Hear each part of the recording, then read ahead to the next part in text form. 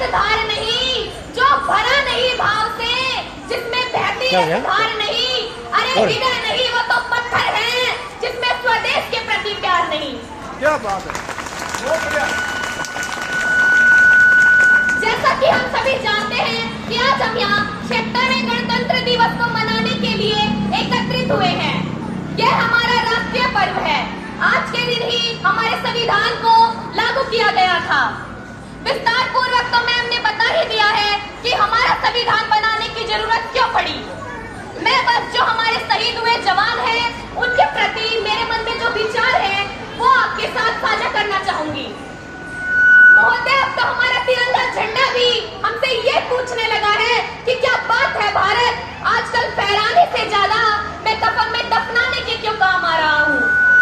महोदय, हृदय तो उस दिन फट गया जब बूढ़ी माँ अपने बेटे के चितड़ों को देखकर बोली कि साहब आप तो भर्ती में 1 इंच भी कम नहीं लेते, मैं आधा शरीर कैसे ले लूं, मैं आधा शरीर कैसे ले लूं।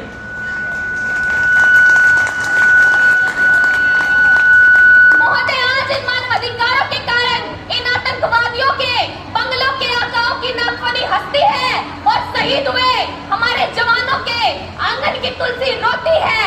जब एक शहीद हुए जवान की विधवा की वेदना चीख चीख कर ये कहती है कि प्यार भी भरपूर गया, मांग का सिंदूर गया, कि प्यार भी भरपूर गया, मांग का सिंदूर गया, नन्हे ननिहालों की लंगोटियां चली गई, छोटे छोटी बेटियों की चोटियां चली गई और आपके लिए तो एक आदमी मरा है साहब। मेरे घर की तो रोटियां ही चली गई, मेरे घर की तो रोटियां ही चली गई।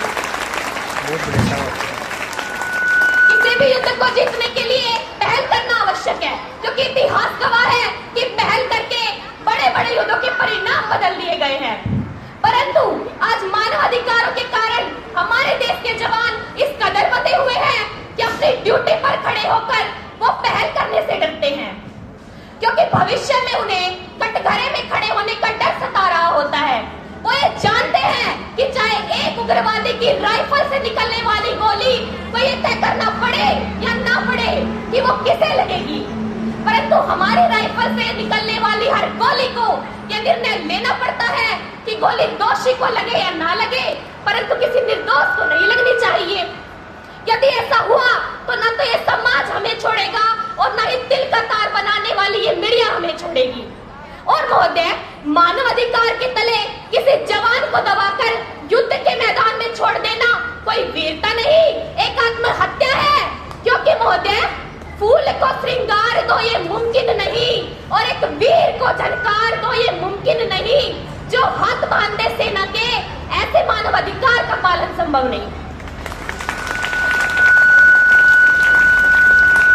कौन थे रणवीर जिन्होंने ये कहा था कि आजादी की कभी शाम नहीं होने देंगे और सदियों की कुर्बानी को यूं गुलाम नहीं होने देंगे।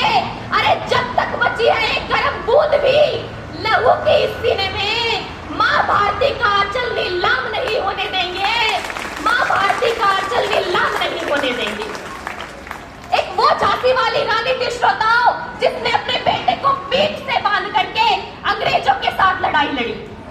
सरदार आजम भगत सिंह, जो श्रोताओं हंसते हंसते फांसी के फंदे पर चढ़ गए और जिन्होंने ये तक कह दिया कि सरफरोशी की तमन्ना अब हमारे दिल में है, कि सरफरोशी की तमन्ना अब हमारे दिल में है। देखना है जोर कितना बाजुए का दिल में है। अरे वक्त आने पर बता देंगे आसमान तुझको कि क्या तो हमने सोचा है और क्या हमारे दिल में है। कि हम सम्मान करते हैं गांधी जी की सीखों का, कि हम सम्मान करते हैं गांधी जी की सीखों का, पर हमारे सर के ऊपर कर्जा है भगत सिंह की चीखों का, पर हमारे सर के ऊपर कर्जा है भगत सिंह की चीखों का।